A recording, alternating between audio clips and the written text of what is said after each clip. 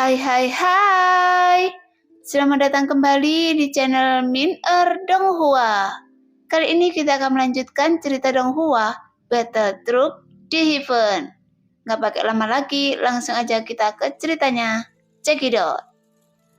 Jelas, menghadapi situasi seperti ini, Xiaoyan juga cukup bingung. Karena hal yang paling menghina adalah orang ini tidak memanfaatkan Xiaoyan yang sedang keracunan. Tapi setelah orang ini telah mendeteksifikasi Xiaoyan, dia mengambil serangkaian tindakan lagi. Sehingga membuat Xiaoyan cukup bingung. Namun bukan berarti klan Jimmy bisa melakukan hal seperti ini. Dengan kekuatan saya, apakah menurut Anda saya memerlukan alasan untuk membunuh seseorang? Suara pria itu terdengar lagi di telinga Xiaoyan. Kemudian dia benar-benar muncul di belakang Xiaoyan lagi, mengangkat tangannya lagi dan langsung menyerang Xiaoyan dengan keras. Tuar! Di bawah serangan pria itu, sosok Xiaoyan yang tingginya ribuan kaki yang dapat dikatakan menghalangi langit dan matahari, tapi masih kalah bersaing dengan kekuatan yang mendominasi tersebut. Bahkan tubuh Xiaoyan dikirim terbang hingga melintasi langit, yang menyebabkan puluhan tulang di tubuhnya patah dalam sekejap. Meskipun luka Xiaoyan bisa pulih dalam sekejap, namun perasaan dihancurkan oleh lawan dan diperlakukan seperti mainan. Xiaoyan sudah lama tidak merasakannya sejak hal ini terjadi. Oleh karena itu, Xiaoyan merasa dia tidak memiliki kekuatan sedikit pun untuk bersaing dengannya. Kecuali dia menggunakan kekuatan keberuntungan dari kehendak Dewa Iblis Abadi Takdir. Tapi Xiaoyan juga merasa ada yang salah dengan kehendak Dewa Iblis Abadi ini. Karena terobosan Ningyo pasti ada hubungannya dengan dia. Yang menunjukkan kehendak Dewa Iblis Abadi ini bukan hanya memberikan keberuntungan hanya kepada Xiaoyan. Tapi keberuntungan tersebut juga diberikan kepada orang lain yang memasuki tempat ini. Kehendak Dewa Iblis Abadi, bisakah Anda memberitahukan saya kekuatan apa yang dimiliki orang ini? Sambil memikirkan hal ini, Xiaoyan hanya bisa bertanya langsung dan dia juga ingin melihat apakah kehendak Dewa Iblis Abadi akan menjawabnya. Keadaan setengah cengkeraman. Suara halus itu sebenarnya menjawab Xiaoyan, namun jawaban inilah yang membuat Xiaoyan terdiam. Karena dalam alam keabadian Kaisar memiliki tingkatan dari 1 langkah sampai langkah ke-9. Kemudian Xiaoyan mengetahui bahwa ada alam pemungkas lainnya yang disebut alam leluhur. Tetapi hanya setelah alam leluhur inilah keabadian para dewa. Adapun tentang keadaan para dewa, Xiaoyan belum mengetahui tentang tingkatan alam tersebut. Jadi apa yang dimaksud dengan keadaan setengah cengkeraman? Xiaoyan masih belum tahu dia berada di tingkat apa di alam keberadaan para dewa. Tapi jika Xiaoyan terus bertanya kepada kehendak Dewa Iblis Abadi, itu hanya akan mengekspos identitas Xiaoyan sendiri. Oleh karena itu, Xiaoyan hanya bisa bertanya kepada orang lain. Zantua, bagaimana tingkat keabadian para dewa? Apa yang dimaksud dengan ranah setengah cengkeraman? Ratu Dewa Abadi, dan ini adalah akhir dari yang kuat. Jadi dia benar-benar telah masuki urutan yang terkuat. Dan lebih misterius lagi, karena jika dinilai berdasarkan level 1-9, ada perbedaan dari setiap tingkatan, karena terdapat pemahaman yang berbeda pula. Tingkat pertama adalah Cuisang, yang kedua adalah setengah cengkeraman, dan inilah perbedaan antara mengendalikan kekuatan aturan. Suara Zantua segera terdengar di benak Xiaoyan, dan ini berbeda dengan imajinasi Xiaoyan, bahwa masih 1-9 tingkat. Namun yang perlu ditembus adalah adanya perubahan yang mengejutkan. Setelah menjadi Dewa Abadi, ini juga mewakili kekuatan tempur terbaik di seluruh dunia. Kalau begitu, Wanji dan Nengyo yang saya bunuh pastilah keabadian para dewa tingkat pertama. Dan itu disebut telapak tangan pertama, dan keabadian para dewa kedua. Pantas saja penampilannya membuat saya merasakan penindasan yang sama sekali berbeda dari Nengyo dan Wanji. Karena rasa orang ini jauh lebih kuat. Setelah menstabilkan tubuhnya, meskipun Xiaoyan tidak tahu apa tujuan pihak lain, tapi Xiaoyan tidak bisa membiarkan orang lain mengendalikannya. Dan jangan biarkan orang lain meremehkannya. Setelah memikirkan hal ini, tanda bintang 9 di tengah alis Xiaoyan berkelap-kelip. Kemudian bentuk tubuh Xiaoyan yang telah mencapai ribuan kaki terus berkembang. Yongdong, korbankan 10 tetes esensi darah Anda untuk saya.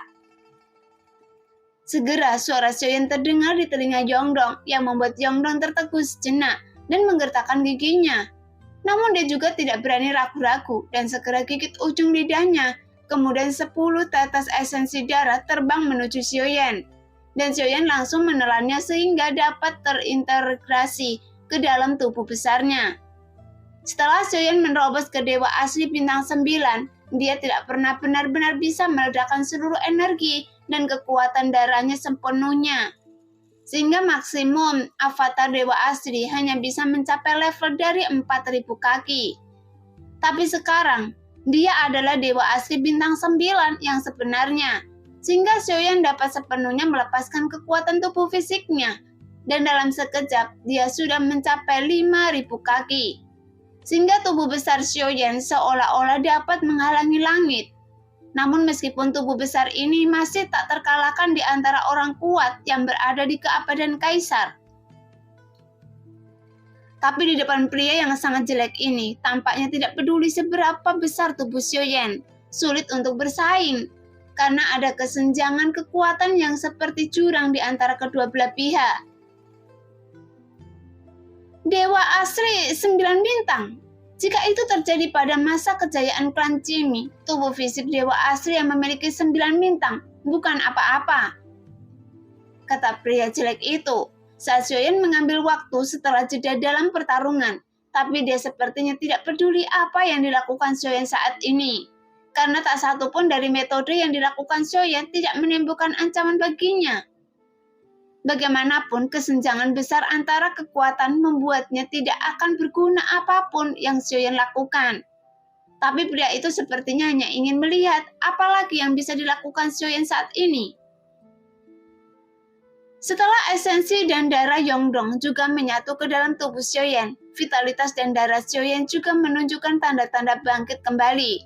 Karena Xiaoyan tahu, jika dia ingin memiliki kekuatan untuk bersaing dengan pria di depan, selain Xiaoyan harus menggunakan keberuntungan dari kehendak Dewa Iblis Abadi. Xiaoyan hanya perlu menemukan cara agar Dewa Asli Bintang 9 menerobos ke alam leluhur. Karena hanya Dewa Asli yang berada di alam leluhur yang memiliki kemampuan melawan keabadian para dewa. Jadi Xiaoyan hanya ingin menerobos ke alam leluhur sekarang, meskipun dia tidak banyak memiliki harapan. Yongdong, cepat lanjutkan. Suara Xiaoyan terus keluar. Sebelumnya kekuatan Yongdong telah pecah menjadi 1 bintang, dan sekarang dia hanyalah Dewa Asli Bintang 7. Namun dengan dedikasi yang begitu besar atas esensi darahnya, saya khawatir kekuatan Dewa Asli Bintang ke-7 pun akan hancur. Namun setelah dia sedikit ragu, mata Yongdong dipenuhi warna-warni kompleks. Dan pada akhirnya dia juga memutuskan untuk menggigit ujung lidah lagi, dan dia terus menyumbangkan esensi darahnya untuk Xiaoyan. Setelah esensi darahnya terus mengalir menuju Xiaoyan, meskipun Yongdong bisa melihat energi dan darah Xiaoyan terus meningkat, tapi hanya berasal dari esensi darah Dewa Asli Bintang 7, kecuali dia mengorbankan semua esensi darahnya. Kemungkinan Xiaoyan menerobos Dewa Asli alam leluhur sangatlah rendah. Tapi mengapa Xiaoyan melakukan ini? Jadi tujuannya mungkin bukan untuk menerobos alam leluhur. Oleh karena itu, Yongdong juga ragu dengan perilaku Xiaoyan. Melihat pemandangan itu, pria jelek itu juga tertarik dengan Yongdong, yang dengan cepat tanda bintang ke-7 di antara alis Yongdong perlahan meredup. Namun di bawah tuntutan Xiaoyan yang terus-menerus, Yongdong juga hanya bisa terus menggigit ujung lidahnya untuk mendonorkan darahnya. Sampai bintang 7 di antara kedua alisnya benar-benar hancur. Dan saat itulah Yongdong juga memuntahkan seteguk besar darah. Setelah tanda bintang pecah, kekuatan tempur akan meningkat tajam dalam waktu singkat. Tapi sekarang dia mengorbankan darahnya seperti ini, dan itu hanya akan membuat Yongdong menjadi semakin lemah.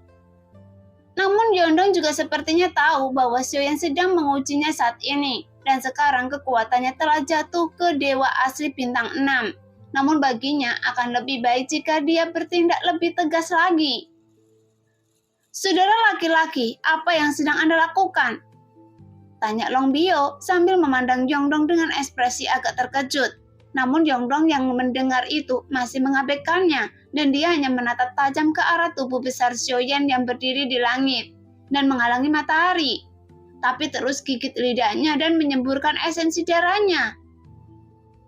Sudah cukup, mengapa Anda menyeret kaki Anda ke dalam pertarungan ini?